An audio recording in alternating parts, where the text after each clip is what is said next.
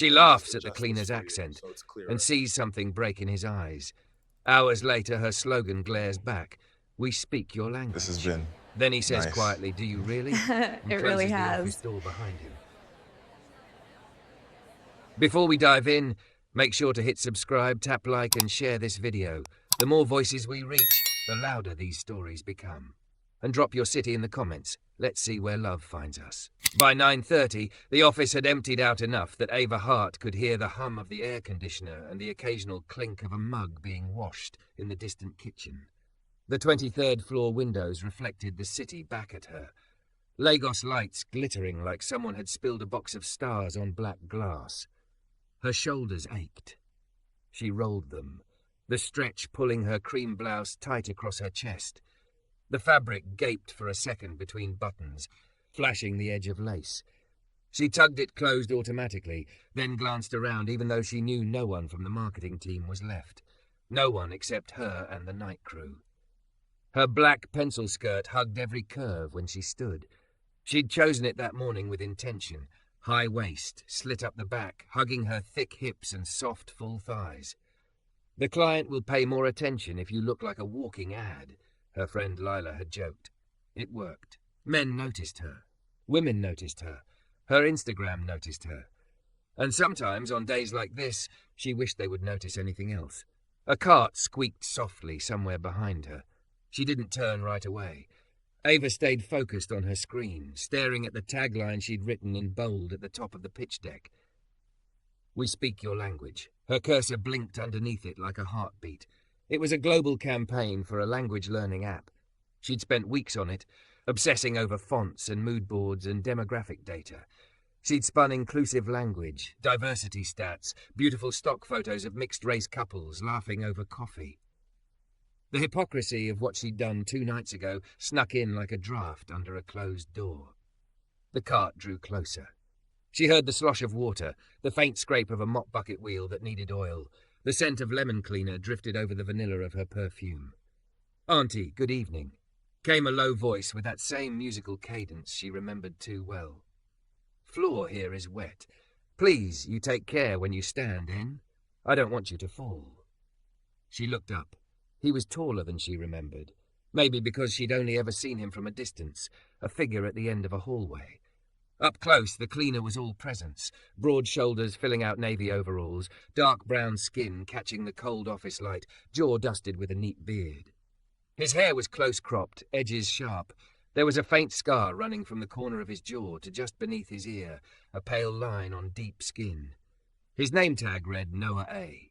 His accent wrapped around every word, vowels longer, consonants softer, rhythm like a song she didn't know the lyrics to. The first time he'd spoken like that, she'd laughed. It hadn't even been intentional. Someone from sales had asked him something.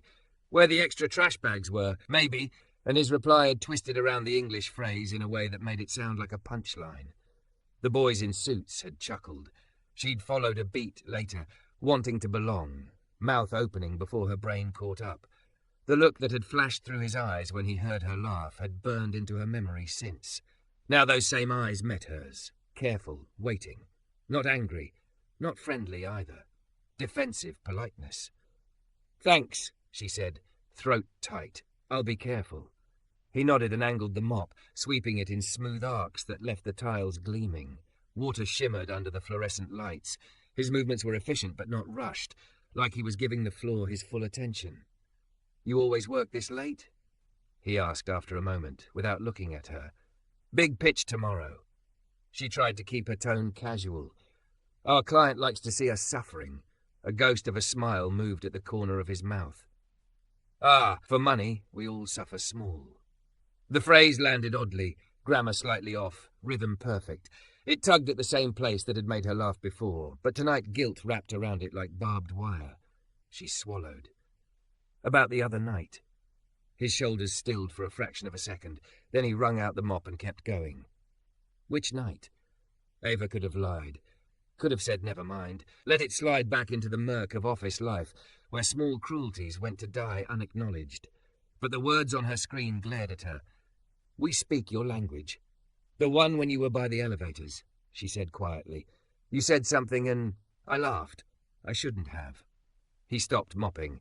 Slowly he turned to face her fully, one hand resting on the mop handle, fingers long and strong, knuckles roughened. In this light she could see how tired he was. Faint shadows smudged under his eyes, the kind that didn't come from just one late night. There was cleaning solution dried along his wrist, a pale streak. "You were not the only one," he said, voice even. "I know," she replied, "but I can only control me." Silence stretched between them. The office felt suddenly too big, rows of empty desks watching. "I didn't mean it like..." She searched for the right word and found nothing that didn't sound flimsy. "It wasn't about you. It was just... everyone laughed, and I... You didn't want to be the one who did not laugh," he finished softly. It wasn't a question. Her face heated. "Yeah." He glanced past her at the giant screen on the wall, where her presentation sat open, tagline huge and bold. "You are the one doing that campaign?" he asked. "For the app that teaches language?" Ava grimaced. "Busted." He walked closer, stopping a respectful distance away, but she could smell the mix of soap, sweat, and lemon, a clean, human scent that cut through the sterile office air. He tilted his head, reading. "We speak your language," he murmured, his accent brushing the words like a new coat of paint. "Nice line." "I thought so too," she said, then added, "until I realized I don't even know how to respect the ones I hear in real life." His eyes flicked back to her. Something softer than before crept in. Curiosity, maybe, or surprise. "In my language," he said after a moment, "there is a proverb. The mouth that laughs can also bless." She blinked. "What language is that?" "Yorùbá." He rolled the word with easy familiarity. "From home." "You're from Nigeria?" she asked, then winced at herself. Obviously. The accent, the name, the everything. He didn't seem to take offence. "Yes, from Ibadan. Came here 3 years ago." "And you speak how many languages?" He shifted his grip on the mop. "4 well. 2 more small, he added with a small grin. "English, Yorùbá, French, a little Hausa. And Pidgin, but that one does not count." Ava's stomach sank in a new way. "I laughed at the accent of a man who speaks more languages than half my department combined." He gave a tiny shrug. "You laughed at what is different. Many people do. That doesn't make it okay." Something in her tone must have reached him, because his posture loosened a fraction. He rested his weight on one leg, hip jutting slightly, mop balanced between his hands. "Why does it trouble you so much?" he asked quietly. "People laugh all the time. When I came at hospital, a nurse laughed because I said plenty blood instead of a lot of blood. I am still alive." "Because I don't want to be that person," she said, louder than she'd meant to. It echoed off the glass. She lowered her voice. "My dad has an accent. Heavy. He moved from Poland when he was 25. Kids used to laugh when he tried to help me with homework at school. And I..." Her throat closed up around the memory. "I pretended I didn't hear it." The room blurred for a moment. She stared hard at the pixelated edges of her deck to keep tears from spilling. "When I laughed at you," she said, "it felt like I was standing on their side again, with the ones who made him smaller." The quiet that followed was different this time. Less sharp. Noah's gaze softened, some invisible guard dropping from his face. He leaned the mop against the cart and wiped his hands on his overalls, as if he needed them free to hold the weight of what she'd said. "What is your father's name?" he asked. "Yakub," she answered. "Most people call him Jack." He tried it first the way she'd said it, then again more carefully, leaning into the consonants. "Yakub," he said, and the sound was suddenly close to the one her grandparents used back in Chicago, when the pierogi steamed and the tiny kitchen filled with Polish words. Her chest squeezed. "Yeah," she whispered. "Like that." He nodded. "Then you already understand language of home." Ava let out a brittle laugh. "I work in marketing. I understand slogans and engagement rates. That's about it." "And today you are learning different language," he said. "The language of not laughing when it is easy." The phrase should have sounded cheesy. Instead, something hot pricked behind her eyes. "I'm really sorry, Noah," she said. His name felt right in her mouth. He studied her for another long heartbeat, weighing her apology in silence. Then he nodded once, slow and deliberate. "Sorry accepted," he said. "But apology is only first sentence. You know, there must be more words after." Ava frowned. "What does that mean?" He gestured at her screen. "You are making campaign about speaking people's language. Maybe you start by learning one, small, from a cleaner with funny accent." The tease in his tone was gentle now, not sharp. She hesitated. "Are you offering to teach me?" "I am offering to help you not embarrass yourself in your own presentation," he said, mouth quirking. "You have Yorùbá text in there that is not correct." Her heart lurched. "Wait, what?" He reached for the wireless mouse politely, waiting for her nod before taking it. Fingers brushed for a fraction of a second, warm, calloused, and a shiver ran up her arm. He clicked to a slide with a slogan she'd found on the internet that supposedly meant, "We understand your heart." Under it she'd written, "Translation verified." Noah chuckled under his breath. "This one," he said, pointing, "is not what you think." "What does it say?" He glanced at her, eyes dancing now. "It says, more or less, 'We know your liver.'" Mortification flooded her. She slapped a hand over her face. "Oh, my God." "My God is also laughing," he replied, clearly enjoying this. "If you say this on stage, all the Yorùbá people will shout, 'Ah, which kind marketing be this?'" Despite herself, a laugh burst out of her, real, startled, unguarded. For the first time that evening, it wasn't at him, it was with him. The difference was so big she could feel it in her bones. "So," he said gently when her laughter faded, "maybe if you want, I finish my floor. Then I sit with you for, say, 30 minutes. We fix your Yorùbá together so you will not be telling people you know their liver." Eva looked at him, really looked, at the man she'd reduced to a joke in her head, at the quiet intelligence in his eyes, the way his words held more care than his job description required. The tagline on the screen seemed suddenly less like a line she'd written and more like a dare. "Deal," she said softly. "Help me fix my words." Noah picked up the mop again, that faint smile still lingering. "We start with eshe. It means thank you." She let the sounds roll in her mouth. She? He laughed, warm, not mocking. "Close. We will get there." As he moved away, gliding the mop over the tiles, Ava watched him, heart thudding with something that felt suspiciously like hope. She had no idea that learning his language would mean relearning her own heart. By the time Noah finished mopping the corridor and circled back, Ava's head was buried in the slides, brow furrowed, lower lip caught between her teeth. She'd rewritten half the copy already, little red tracked changes marching down the screen. Her blouse had come untucked on one side, revealing a slice of soft waist above her skirt. A strand of blonde hair stuck to her lip gloss. He stopped a few feet away, amused. "If you stare at the words like that, they will run away," he said. She jumped. "Oh my God, don't sneak up on me like that." "I was walking like normal person," he protested, laughing. "It is you that is inside the computer." She rolled her eyes, but her shoulders loosened. "Did you finish your suffering small?" "For tonight." He checked the worn wristwatch on his arm. "I have 35 minutes before I must start second floor, if you still want help." "If I still..." She turned the laptop so he could see. "I think I've proved I need help." He pulled up a chair from a nearby desk but didn't sit until she nodded.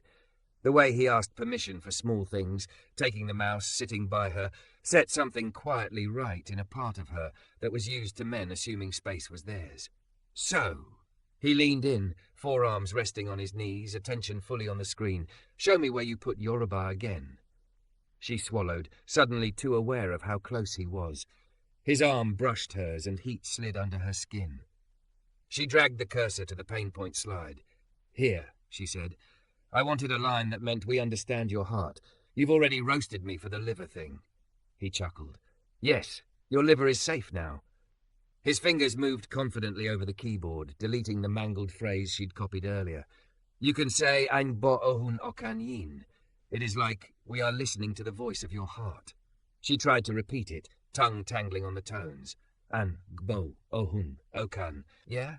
He shook his head, smiling. "Small, small. A bo. Your nose must dance on the bo. Watch." He said it again, slower, the word rolling from deep in his throat. She stared shamelessly at his mouth, the way his lips shaped each sound. Something intense and unfamiliar fluttered in her chest. He caught her gaze and something flickered between them. His smile softened. "You see? Language is not just here." He tapped his temple. "It is also here." He touched fingers lightly to his chest.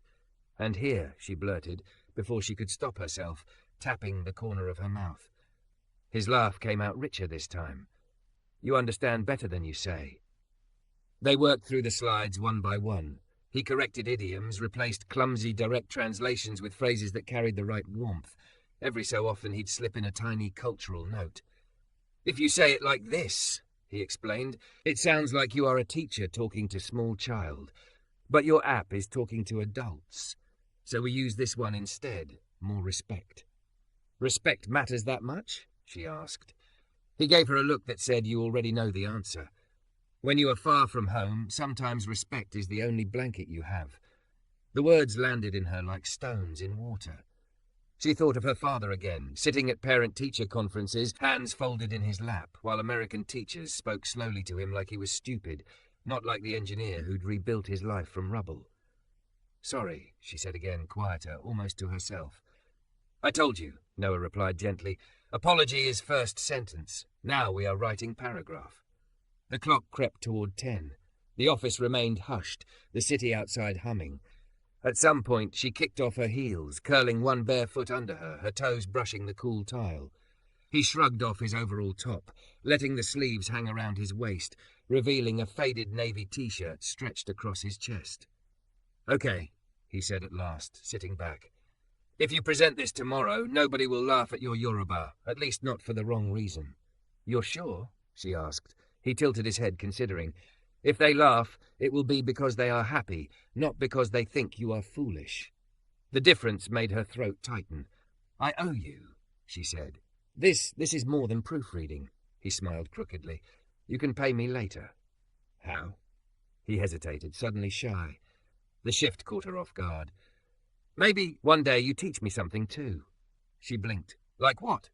He gestured vaguely at the glass walls, the sleek logo, the city skyline. "This world. The way you speak in rooms where everybody is wearing suit. Sometimes I clean conference room after you people finish meeting, and I see all the English on the whiteboard. So many words to say one thing." She laughed. "We call that corporate." "Yes," he said, brightening. "Teach me corporate, so one day I will not always wear this." He plucked at his overalls, not bitter, just matter of fact. An ache bloomed behind her ribs. "Deal," she said before she could think herself out of it. "We'll trade. You teach me Yorùbá. I teach you." "Bullshit," he snorted.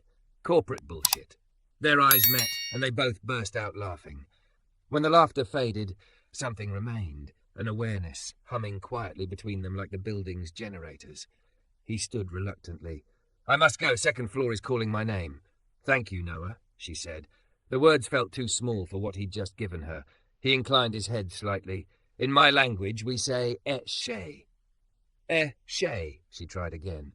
He smiled. "We will make a Yorùbá woman out of you yet, Eva." When he pushed his cart away, she watched the broad line of his back, feeling unsteady in a way that had nothing to do with sleep deprivation. The next morning, her stomach swirled with coffee and nerves as she stood at the front of the boardroom. The client, a French-Nigerian founder in a tailored suit, sat at the head of the table. Her own boss, Tunde, leaned back in his chair, expectant. The big screen behind her glowed with the title slide. She scanned the room, heart hammering. And there, at the far end of the corridor, half hidden behind a glass wall, she caught a glimpse of navy overalls and a yellow mop bucket. Noah, pretending to adjust a caution sign. She almost smiled. "Whenever you're ready, Ava," Tunde prompted. She drew a breath, feeling the press of her blouse against her ribs. She thought of Noah's voice, the way he'd rolled the words with such care, like he knew they mattered. "We know," she began, "that learning a new language isn't just about words. It's about being understood. It's about someone hearing the voice beneath your accent." Slide click. The Yorùbá phrase he'd given her appeared on screen in bold script. "Ein bo ohun okan yin," she said clearly, letting his tone guide her, letting her mouth remember what her heart had practiced. "We're listening to the voice of your heart." There was a beat of silence. Then the client's eyes lit up. "Your pronunciation," he said slowly, smiling, "is surprisingly good." Relief crashed over her in a wave. She laughed, a little breathless. "I had an excellent consultant." The meeting rolled on. They asked smart questions. She navigated them with a steadiness that felt new, like those 3 little words on the slide had anchored her. When it ended, when hands had been shaken and promises made and Tunde had clapped her on the shoulder with a "well done, Ava," she slipped out before anyone could pull her into post-mortem chatter. Noah was gone from the corridor, but she found him near the service elevator, pushing an empty trash cart. "Hey," she called. He turned. There was a question in his eyes that almost looked like worry. "How was it?" She spread her arms, grinning. "Nobody laughed at my liver." He laughed, shoulders easing. "Ah, glory be to God." "And the founder loved the Yorùbá," she added, tilting her head. "He said my pronunciation was good. I take full credit, obviously." "You are a terrible student," Noah said gravely. "I carry all the work on my head." She stepped closer, lowering her voice. "I told them I had help." Something shifted in his expression at that. "You did?" "I didn't give away your liver joke," she said, "but I told them our cleaner corrected the copy, that the phrase came from you." He went very still. "You told your ogre that the cleaner helped you?" "Yes," she said simply, "because you did." He looked down at his hands, flexing them once as if testing they were still there. When he raised his gaze again, his eyes shone with something rawer than gratitude. "In this building," he said quietly, "people know me by my cart. Cleaner. Bubba Mop. Sometimes Guy come here. Today, you gave them my name." "A name you should have been given from day one," she replied. His throat bobbed. For a few seconds, neither of them spoke. The whir of the elevator in the shaft behind him filled the space. "I will not forget that," he said finally. The sincerity in his voice made her chest ache.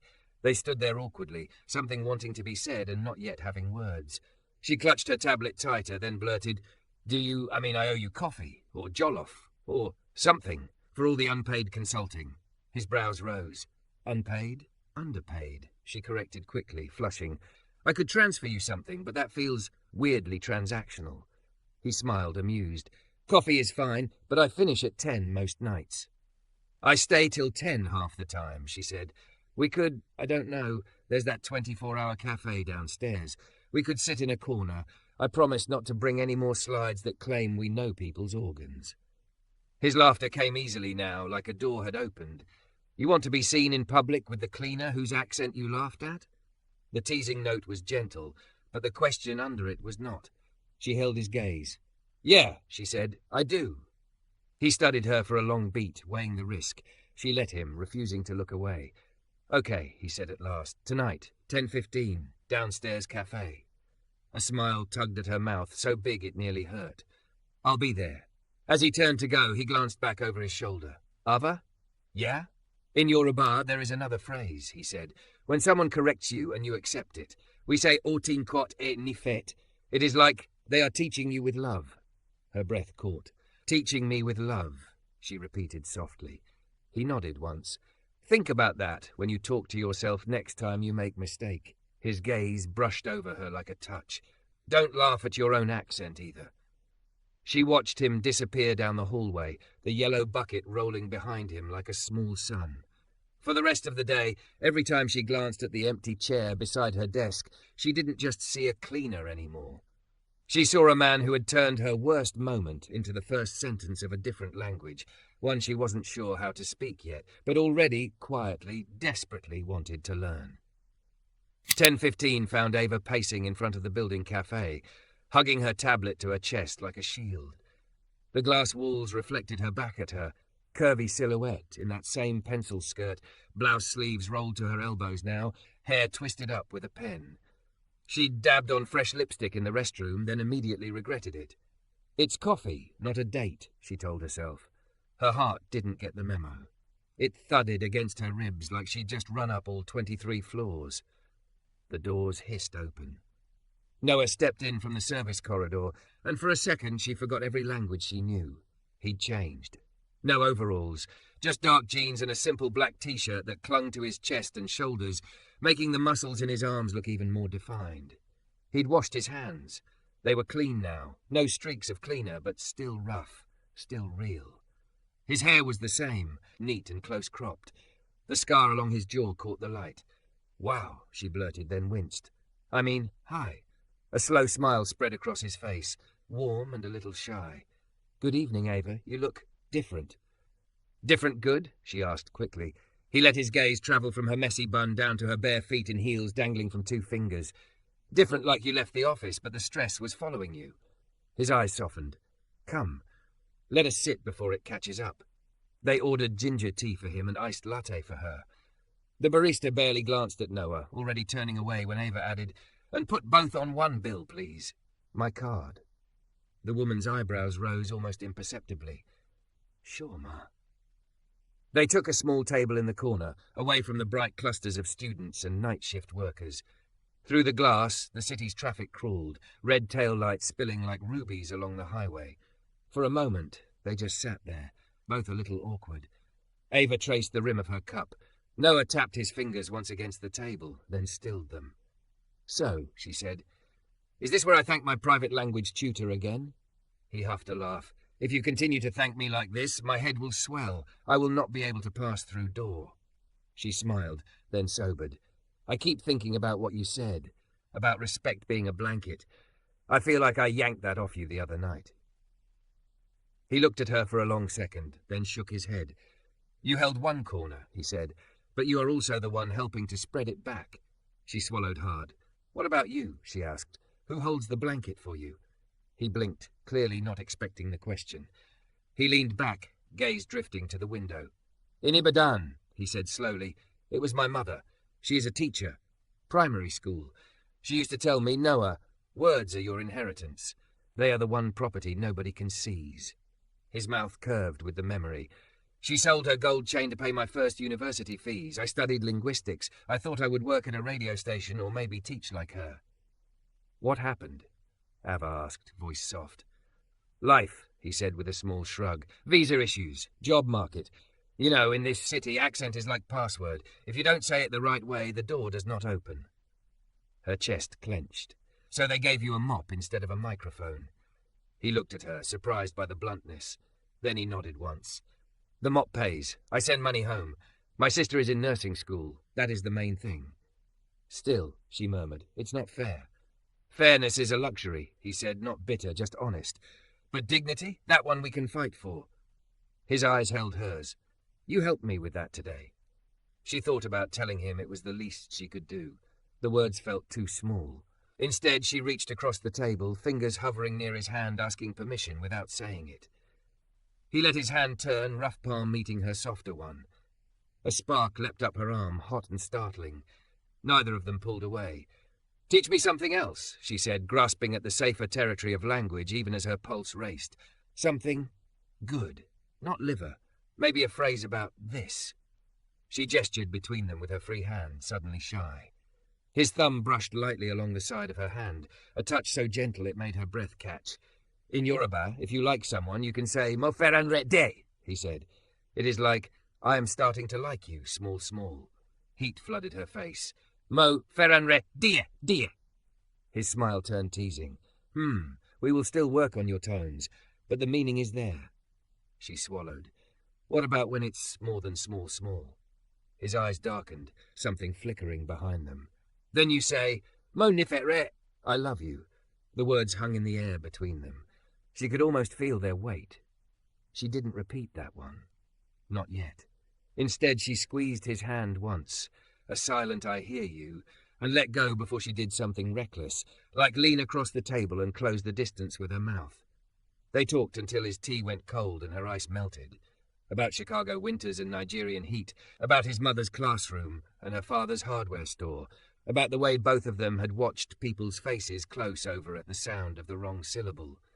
When he finally stood, glancing reluctantly at his watch, it felt too soon.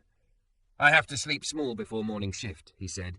"But thank you for seeing me somewhere that is not corridor."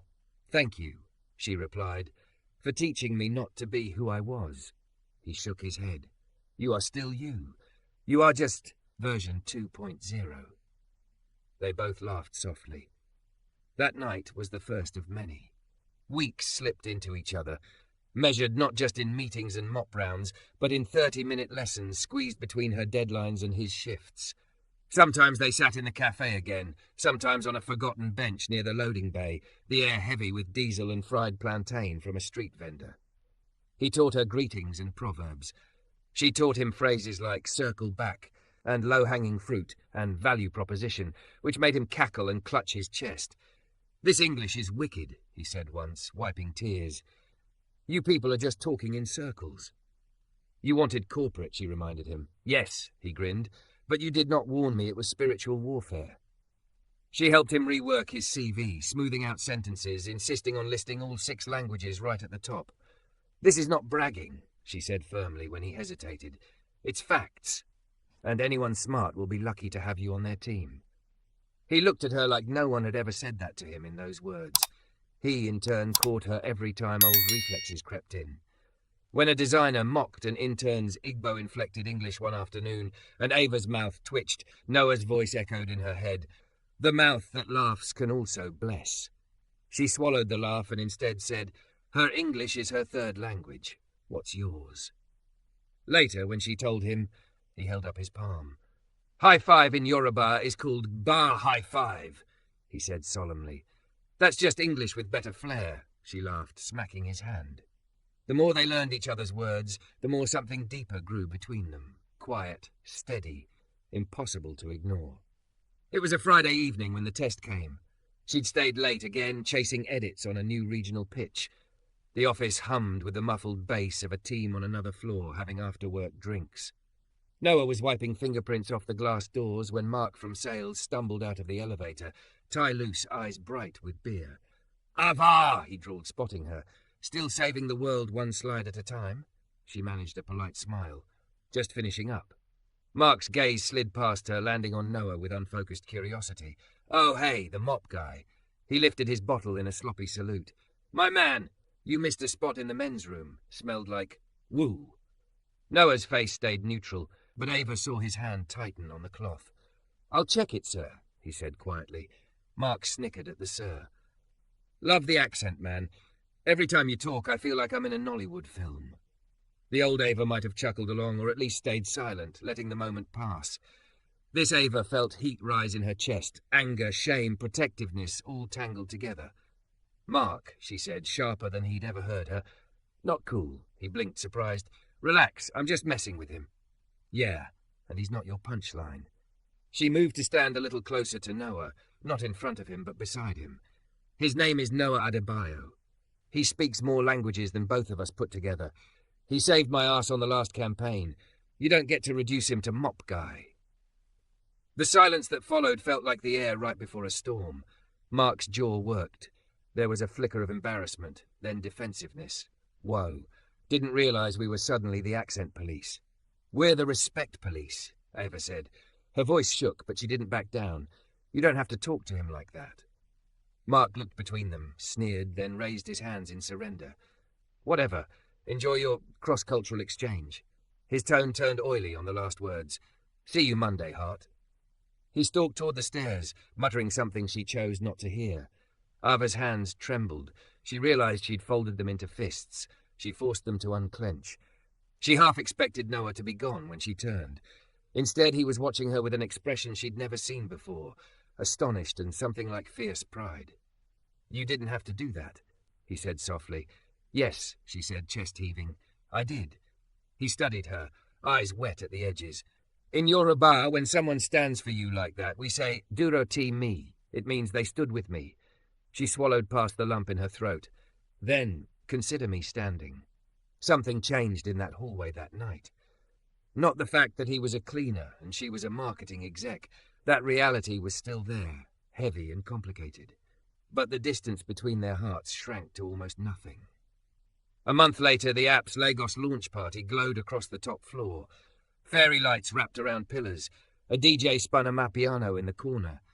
Clients mingled with staff, laughter and clinking glasses filling the air. Ava stood near the back, watching her tagline beam from a huge LED wall. "We speak your language." Beside her, in a crisp white shirt and navy trousers he'd borrowed from a cousin, stood Noah. He'd been hired part-time by the company as a language consultant and community liaison. After HR finally read the CV, she'd slid across their desk 3 times. He looked good. Nervous, but good. "When they call you up, don't panic," she whispered. "Just breathe. Remember, your voice is why we're all here." He smiled tightly. "You talk like my mother." "High praise," she said. The founder tapped the mic. Speeches began. At one point, he invited Ava to say a few words about the campaign. She hadn't planned to, but when she got to the front, the sight of Noah at the back of the crowd, watching her with such open trust, pushed new words to her tongue. "I wrote this line. We speak your language. thinking it was about technology, she said, heart pounding. About features and translations and market reach. Then I laughed at the way someone spoke English in our corridors, and I realized how little I understood what those words really meant. A ripple went through the room. She went on, voice steadier now. I want to thank the person who taught me that accents aren't mistakes. They're maps. They tell you where someone has walked, who they've loved, what they've survived. She looked straight at him. Noah, esse, thank you. A few people in the crowd turned, following her gaze. Some looked startled. Others nodded, connecting dots. In Yorùbá, she added, there's a phrase he shared with me, Ortin kwatwa nife. We are being taught with love. That's the language we want this app, this company, this city to speak. Applause rose, warm and genuine. For the first time, Noah's name echoed through the room, not as a punchline, but as a point of pride. Later, on the terrace overlooking the city, they escaped the noise for a moment. The night air was thick and soft. Below, Lagos pulsed with life. You embarrassed me, he said quietly, joining her at the railing. Good embarrassed or bad embarrassed, she asked. He thought about it. The kind that makes your heart feel too big for your chest, he said. You spoke my language in front of everybody. She turned to face him fully. You taught me with love, she said. The least I could do was answer in the same language. They stood there, the city a low roar beneath them. What language do you want to learn next? He asked, mouth tilting. She took a breath that felt like a decision. Maybe we skip levels. His brow furrowed. How? She stepped closer, close enough to see the flecks of gold in his dark eyes. Her voice trembled, but the words came anyway. Mo feran ret dit, she said carefully. I'm starting to like you. Small, small. He smiled, slow and luminous. Small, small? Her heart pounded. Okay, maybe not so small. The smile faltered, replaced by something deeper, more serious. Ava. She reached up, cupping his jaw where the scar cut its pale path. Say it, she whispered, in your language. His breath brushed her lips. Moni fe re, he said, each syllable a promise. I love you. Her chest cracked open. The words, foreign and familiar all at once, poured warmth into every corner of her. She answered without thinking, pulling from a childhood she'd been half ashamed of. Kocham sie, she whispered in Polish. I love you too. 2 accents, 2 histories, 2 sets of scars. 1 sentence spoken twice. When he kissed her, it wasn't fireworks. It was something quieter and more powerful, a translation finally landing in its true meaning. His hands framed her face carefully, as if she were something precious, not a joke, not a brand, not a campaign.